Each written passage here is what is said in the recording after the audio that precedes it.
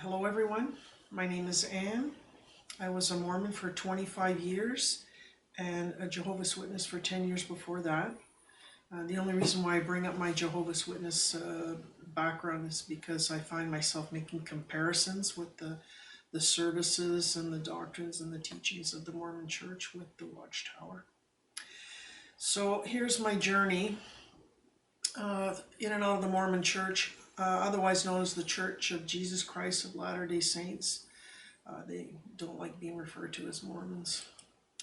So why did I join the Mormon Church? Why can it appeal to people like me? There are three aspects to the church. Well, I boiled it down to three. One is the social component, and the Church of Jesus Christ of Latter-day Saints is second to none in that aspect. They're very wonderful with their social gatherings of every kind for the young and the old alike, and the philosophies of the church. And some of those philosophies were great. One example is date night. They encouraged husband and wife to have a date night on a routine and regular basis, because the best gift that you can give your children is the love that you have for each other. And then there's the doctrinal teachings, the plan of salvation and eternal progression and all that other stuff. A lot of people, myself included, would join for the first two, but not necessarily the third. It was such a friendly, welcoming church. I was made to feel right at home. And coming from a Watchtower background, I was impressed how they had age-appropriate activities and Sunday school classes for the children. I thought that was wonderful to engage the children regardless of their age group. Plenty of social activities and service projects. We did a lot of service projects in the community, cleaning up parks or various other things. Wonderful. Visiting teaching and home teaching. Now, these are programs that I really enjoyed as a Mormon. The visiting teaching is when the ladies get together. I'm assigned a companion, and then we go and visit a couple of ladies in the congregation on a monthly basis and share a spiritual thought with them, and then inquire as to their well-being. If they need any help or assistance with something, then we're there to help. And the home teaching program is geared to the families. It was a gentleman in the congregation, usually companioned with his son. They would come and they would visit with the entire family, the mother, the father, the children, and also they would share a spiritual thought and then inquire about the well-being of the family, and if there was any projects that needed to be addressed, like painting or building a deck, they could assemble a team together to assist with that. Such musical talent. They had amazing singers and musical instruments. Many musical instruments were played at various concerts and whatnot. It was just wonderful. Compared to Jehovah's Witnesses, who none of them knew how to sing, hardly any of them knew how to play the piano. Musical talent certainly was not encouraged as a Jehovah's Witness. On the surface, much of their basic doctrine made sense to me. For example, there's Mormonism in a nutshell, I call it. It's the 13 Articles of Faith. And the 13th Article of Faith states, we believe in being honest, true, chaste, benevolent, virtuous, and in doing good to all men. Indeed, we may say that we follow the admonition of Paul. We believe all things, we hope all things, we have endured many things, and hope to be able to endure all things. If there is anything virtuous, lovely, or of good report or praiseworthy, we seek after these things. I thought that was wonderful. I was asked to pray to determine if I was being taught the truth. That was very comforting for me. Don't take our word for it. Pray for yourself and see if what we're teaching is true. And the higher education aspect. Jehovah's Witnesses discourage higher education. They feel that going to university will just lead you into lawlessness and debauchery and that you'll be drawn away from Jehovah God. Whereas Mormons, not only did they encourage higher education, they had their own schools. BYU Provo, BYU Idaho, BYU Hawaii, and Anson College, formerly LDS Business College. So there they could be educated, get a degree in an environment that was pleasing to God, according to them. Anyway, so the beginning of the end of my association with the Mormon Church, how did that come about? What were some red flags for me? And one of the red flags for me was during General Conference, which we were asked to attend twice a year, every April and October, for a weekend. We would hear from our fearless leaders in Salt Lake City. But as I listened to General Conference for the upteenth time, where was the prophecy? Where was the revelation? I would go every every conference, expecting to hear something that, wow, no, didn't happen. So I took a poll of some of my ex-Mormon contacts and asked them what they remembered from conference talks. And they helped me come up with the following list.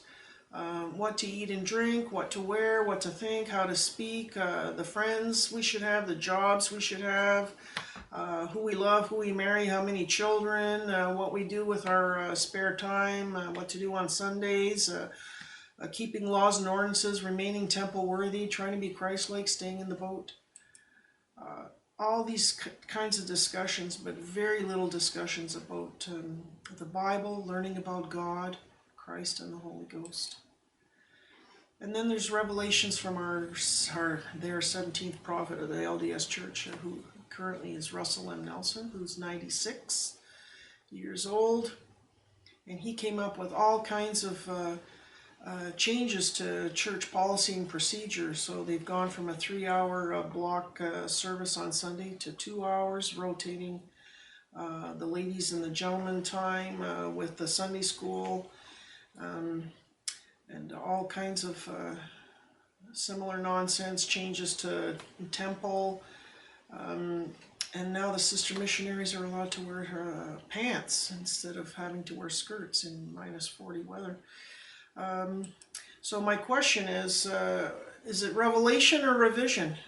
So maybe the R word should be revision, because these are revisions, changes to policy and procedure. These aren't revelations. Do the teachings of Christ need revision? Are not Christ's teachings all we need to live his gospel? So God is the same yesterday, today, and forever, which is also found in the Book of Mormon, 9 verse 9. And this is the Gospel Principles Manual, which is the basic Sunday school manual for investigators to the church and new members who aren't familiar with Mormon doctrine and teachings as much as they would like. So they teach you with this Gospel Principles Manual. And it's been reprinted several times, and each time the photographs are changed to be more in keeping with the current times, and a few changes to some of the phrasing, but nothing major. However, I do get worked up when I see major changes to the teachings. And in this example, Lorenzo Snow was the 5th president of the church around the turn of the century, 1898 to 1901. And at that time, the church was in pretty severe financial distress, and he had a revelation that we should all tithe. So at this conference, and this booklet shows the talks all written out, and where the arrow is, it says, "And I plead with you in the name of the Lord, and I pray that every man, woman, and child who has means shall pay 1/10 of their income as a tithing." Now that's important. Who has the means? Fast forward 112 years later to the current manual. and they talk about the teachings of Lorenzo Snow and the tithing in chapter 12. And it's reduced to, and I plead that every man, woman, and child, ... shall pay a tithe. So they replaced who has the means with ... And I can tell you, almost every single conference that I can remember in the last 25 years, there's at least one speaker who would talk about the importance of tithing, and they grew up in poverty, and they had to decide between putting a meal on the table or paying a full tithe, and they would pay the full tithe to reap the blessings somehow. Anyway, so when you get a group of Mormons together, especially outside the church forum, as in this instance, I went on a camping trip with my daughter, who's married to a Mormon, whose family is completely Mormon. And all they talked about the whole weekend was the programs of the church, Relief Society activities, which is for the ladies, or there was an elders quorum and primary activity, basically a father and son activity, and what activities would be suitable and appropriate for the gymnasium there, and all this kind of stuff. The whole weekend, I didn't hear anything about God, Christ, and the Holy Ghost, except for during prayer, and that was it. So it made me really realize that it's so much more about the culture than the religion. And I point at this letter is a turning point for many people in my situation, wanting to leave the Church of Jesus Christ of Latter-day Saints. Jeremy Reynolds put together this, it's like a thesis almost, of questions and concerns that he had with the Mormon teachings, and was hoping to get a response because he was not trying to be a rebel. He was just genuinely concerned about these questions that he had. And at the front of it, it says by a well-respected member of the Mormon community, if we have the truth, it cannot be harmed by investigation. If we have not the truth, it ought to be harmed. And therein he talks about all kinds of stuff, like the first vision, because apparently there's multiple versions of that first vision, and the Book of Abraham, which we now know to be false, and the temples, why the temple service resembles Freemasons so much, and many other concerns. So as I was trying to leave, I was approached by several Mormons. They were figuring that I was leaving Mormonism for the following reasons, because I hadn't prayed enough, so they encouraged me to pray more. I haven't shown enough faith. I haven't read the scriptures enough. I wanted to sin or was disobedient. That was why I was leaving the church, because I couldn't live up to their standards.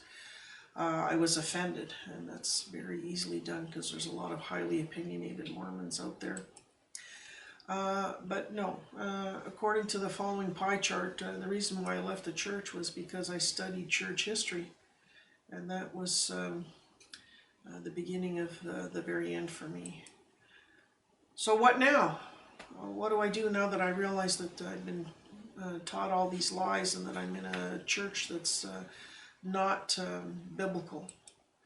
I had two choices. I could either stay in a religion I no longer believe, or I could leave it and reconnect with God, Jesus, and the Holy Ghost in a way more meaningful to me. In summary, the good that is in the LDS Church can mostly be found in other churches as well. There's lots of church activities in other churches. It's not a unique to Mormonism thing. The doctrines that are unique to the LDS Church should be pondered upon. Are these doctrines contrary to the Bible and its teachings? Do they make sense? If not, don't just accept them on blind faith. Find an answer that satisfies. Do you really know God, Jesus Christ, and the Holy Ghost?